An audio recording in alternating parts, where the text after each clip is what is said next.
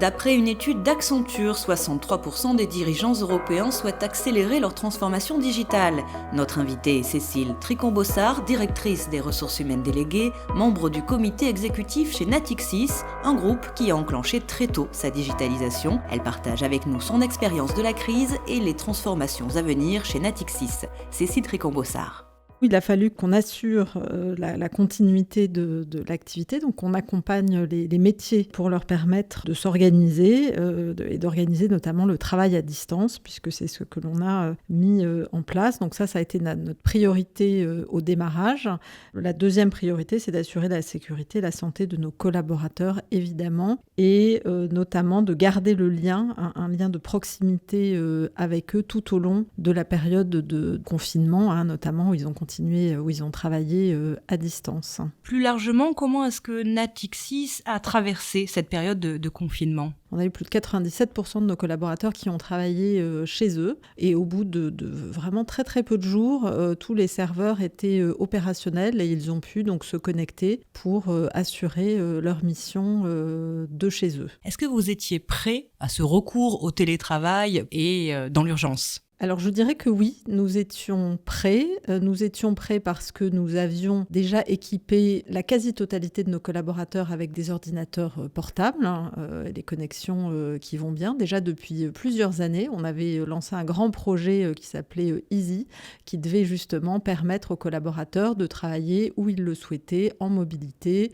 et d'avoir tous les outils collaboratifs qui étaient installés. Donc ça a été quelque chose qui a été vraiment à l'époque un peu visionnaire, j'ai envie de dire. Ça, c'est le premier point. Le deuxième point, c'est le déploiement du télétravail. Ça fait maintenant 6 ou 7 ans. On avait près de 60% de nos collaborateurs qui télétravaillaient régulièrement, 1 à 2 jours par semaine. Donc, c'était quelque chose qui était rentré vraiment dans les habitudes. Alors, télétravailler 1 ou 2 jours par semaine, ça ne veut pas dire télétravailler 5 jours sur 5, c'est très différent.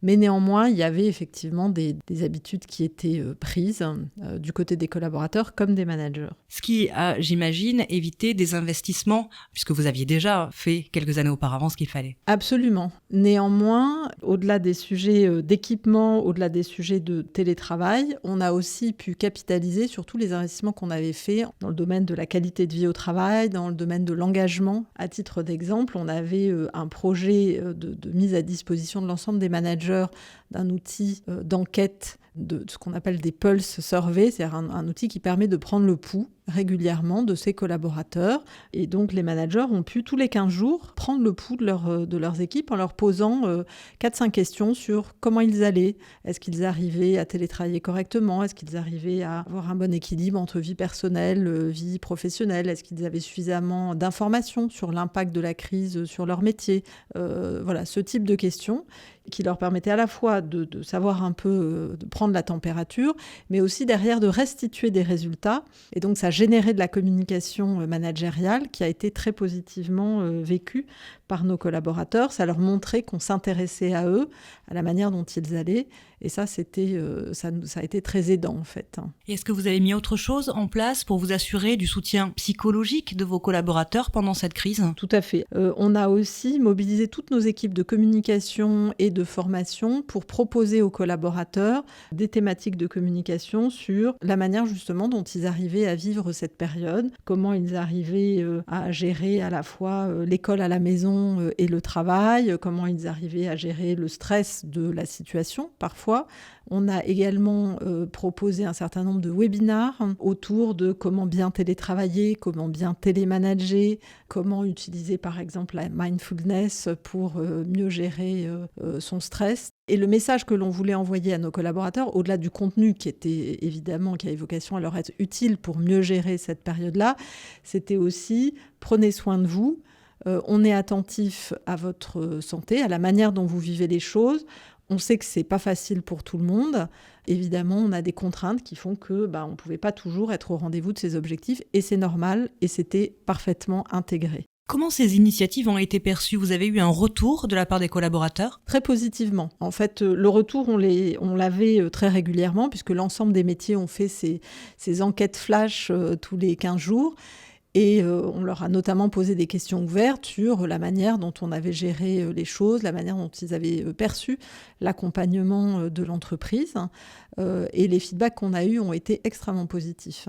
Qu'est-ce qui a été le plus difficile pendant cette traversée de crise ? Le point qui a été vraiment partagé par tout le monde, c'est la difficulté d'être en réunion sur Skype ou sur Teams ou sur ce type d'outils de 9h à 18h ou 19h le soir en permanence, en continu. Et là, ça a généré une fatigue nerveuse qui en plus n'avait pas forcément été toujours anticipée, puisqu'on se dit on est chez soi, on peut être éventuellement sur son canapé, donc il n'y a pas de temps de transport. Et en fait, c'est très fatigant, ça nécessite un effort d'attention très important. Et ça, je pense que ça a été une surprise pour beaucoup de monde. Une mauvaise surprise. Ça a été une mauvaise surprise, oui. Et puis, il y a le fait qu'il a fallu en permanence s'adapter. Il a fallu changer nos plans très régulièrement, compte tenu de l'évolution de la situation. Ça n'a pas non plus été forcément facile pour tout le monde. Et est-ce que parmi ces transformations, certaines peuvent être durables ?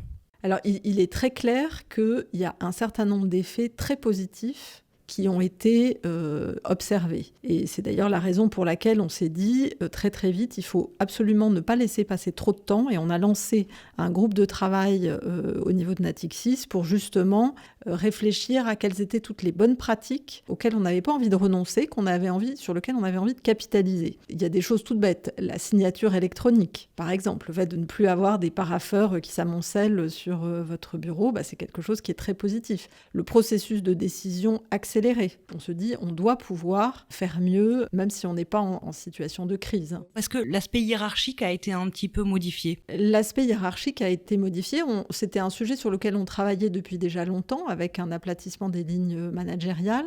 Là, simplement, ça a été un facteur d'accélération, très clairement. Mais au niveau des managers, comment ça s'est passé ? Parce que manager des collaborateurs à distance, c'est, j'imagine, plus compliqué. Alors, c'est plus compliqué, mais moi, j'ai été très impressionnée par le rôle qu'ils ont joué très, très rapidement pour être attentifs à leurs collaborateurs, recréer des modes d'animation d'équipes différents, consolider le collectif malgré la distance. On les a évidemment accompagnés. Ils ont eu également un certain nombre de webinars sur comment manager des collaborateurs à distance, comment reconnaître les signaux faibles, par exemple.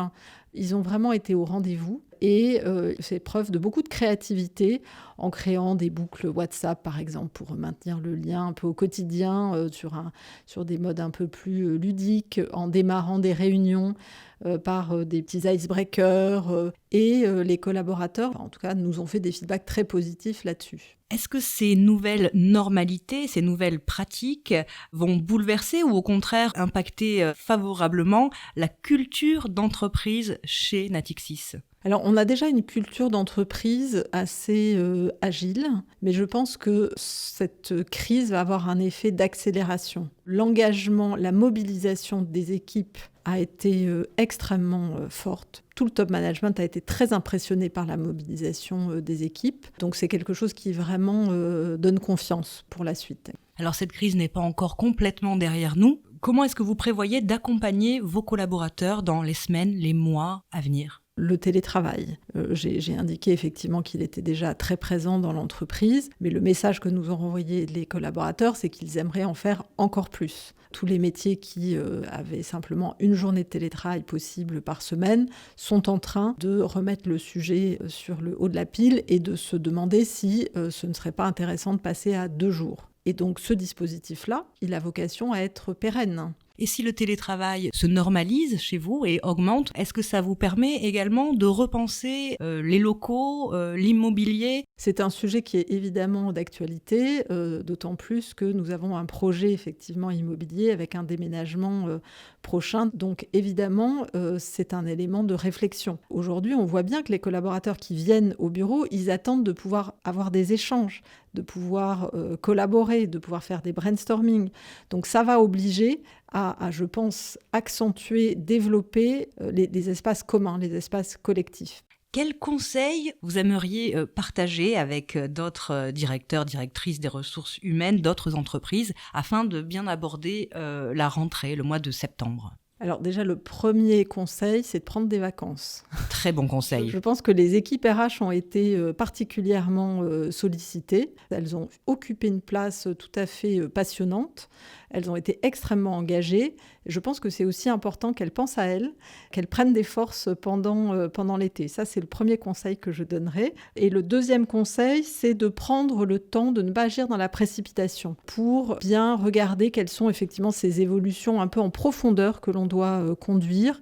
Il y a évidemment des choses assez immédiates qui peuvent être mises en place, mais il y a des sujets qui nécessitent quand même d'être sur un temps un peu plus long. Donc je pense qu'il faut laisser passer un peu de temps pour savoir quel est le bon dosage adapté au métier, mais pour être performant et efficace ensemble. Merci Cécile Trécombossard. Merci à vous.